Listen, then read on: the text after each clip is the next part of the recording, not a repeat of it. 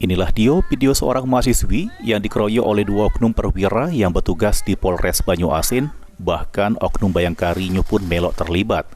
Terselik korban yang maki baju putih lagi dijenggot oleh betino yang diduga oknum Bayangkari tersebut. Kemudian diburi ada lanang yang ngomong ke kato-kato kasar.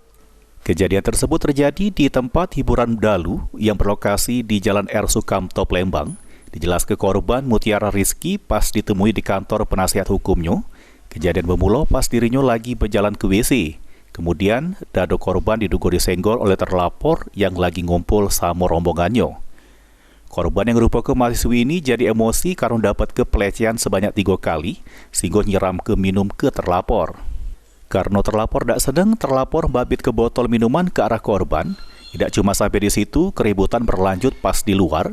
Korban dikeroyok oleh 2 oknum Polri yang menjabat sebagai kasat narkoba sama kasat reskrim beserta bininya. Di dalam yang di depan. Jadi yang pas udah di depan mereka udah nungguin aku dari dalam kan jiper lah ya, udah ditungguin di bawah di lapangan di parkiran. Lalu tiba-tiba si oknum si cowok ini satu lari ke aku, dari aku udah posisinya di bawah, dia ngedapetin kepala aku, tiba-tiba dia ngejambak lah dan memanggil teman-temannya untuk ikutan ngejambak aku. Jadi ada 3 pelaku di sini. Kuasa hukum korban Suwito Winoto menyayangkan perbuatan para terlapor yang mana pas kejadian akhir Januari kemarin, suasana lagi persiapan pengamanan pemilu, terlapor malah enak-enakan di TKP.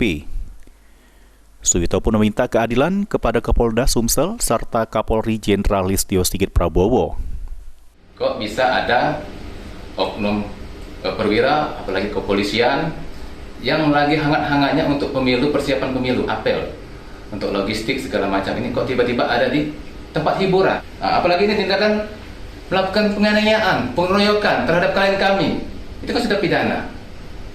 Mereka aparat hukum loh, seharusnya melindungi, mengayomi masyarakat yang ada di Republik ini. Kok tiba-tiba mereka mencemari seragamnya sendiri. Apalagi di sini katanya ada Bayangkari, Masya Allah. Apa yang akan kita inginkan? Tolong bantu, ya. Kami mohon kepada Bapak Kapolri, Bapak Kapolda Sumatera Selatan untuk memproses terhadap permasalahan ini. Kami sudah melapor, ya.